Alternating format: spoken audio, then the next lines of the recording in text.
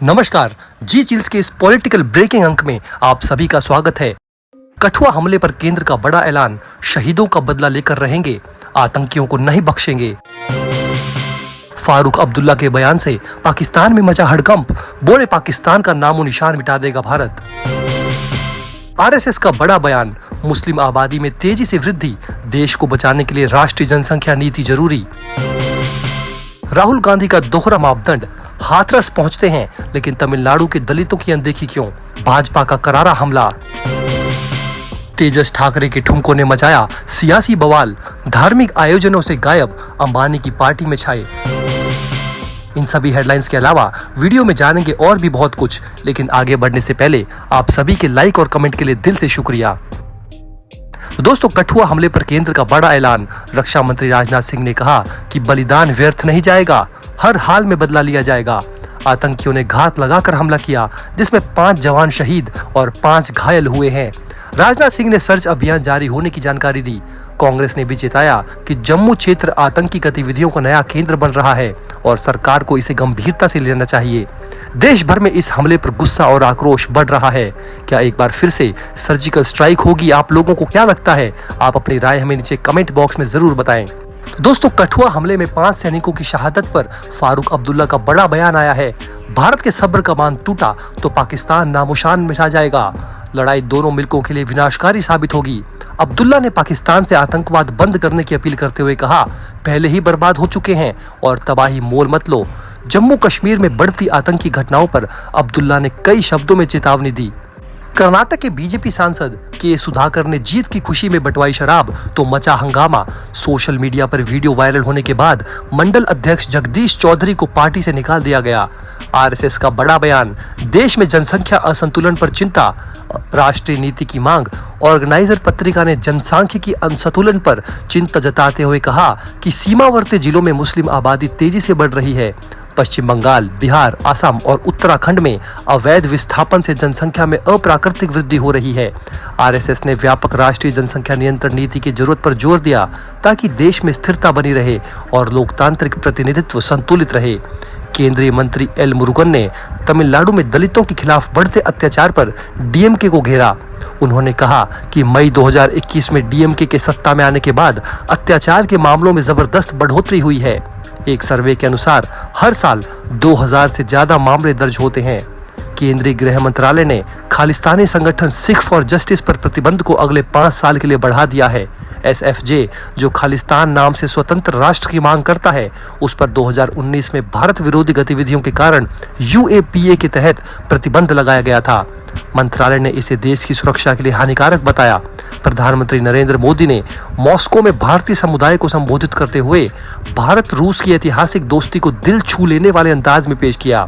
राज कपूर का गाना सिर पर लाल टोपी रूसी गुनगुनाते हुए मोदी ने कहा कि जब भी रूस का जिक्र होता है, हर भारतीय के दिल में बस एक ही भावना होती है, भारत का सच्चा और भरोसेमंद दोस्त। उन्होंने कहा कि रूस की कड़ाके की सर्दी भी हमारी दोस्ती को नहीं रोक सकती। ये रिश्ता हमेशा म्यूचुअल ट्रस्ट और म्यूचुअल रिस्पेक्ट की मजबूत नींव पर टिका रहेगा। मोदी के इस अंदाज ने हर किसी का दिल जीत लिया।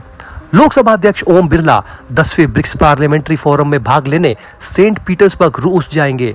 भारतीय संसदीय प्रतिनिधिमंडल में राज्यसभा उपसभापति हरिवंश, शंभू शरण पटेल, लोकसभा महासचिव अल्पत कुमार सिंह और राज्यसभा महासचिव पीसी मोदी शामिल होंगे।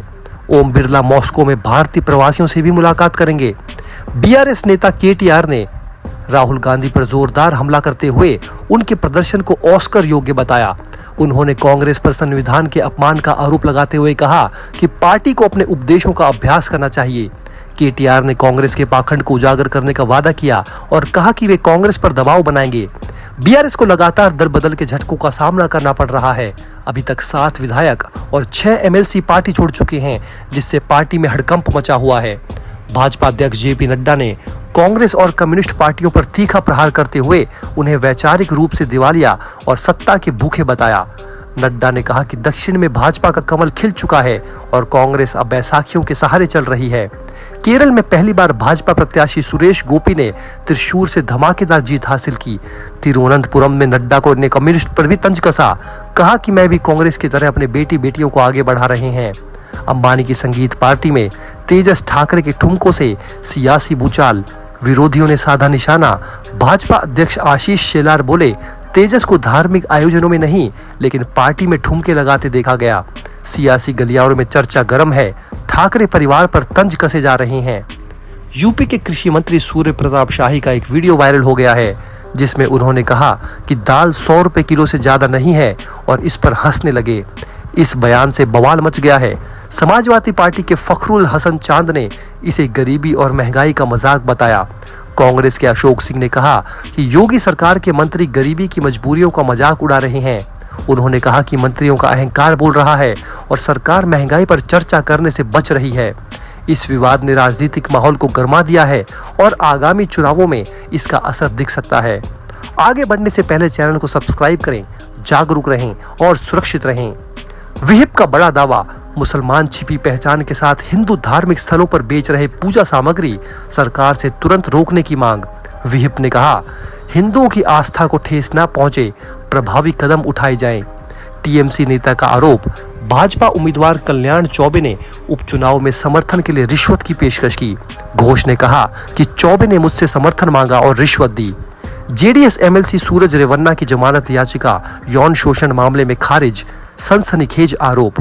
पूर्व प्रधानमंत्री एचडी देवेगौड़ा के पोते सूरज और उनके छोटे भाई प्रज्वल रेवन्ना पर कई महिलाओं के यौन उत्पीड़न और वीडियो बनाने का गंभीर आरोप है। दोनों भाई गिरफ्तारी की चपेट में, परिवार में हड़कंप। राहुल गांधी के हिंदुओं पर दिए बयान से आक्रोशित सर्व हिंदू समाज ने कॉन्स्टिट्यूशन क्लब में जबरदस्त विरोध प्रदर्शन किया। उन्होंने राहुल पर हिंदुओं को हिंसक बताने का आरोप लगाते हुए उनके बयान को वापस लेने और माफी मांगने की मांग की। स्वामी जितेंद्रानंद सरस्वती जी महाराज ने गरजते हुए कहा कि अयोध्या हमारी थी और रहेगी, अब काशी और मथुरा भी लेंगे। उन्होंने कहा कि राजनीतिक और चुनावी लड़ाई के बीच राम मंदिर आंदोलन को हराने की बात कहना बेहद दुर्भाग्यपूर्ण है।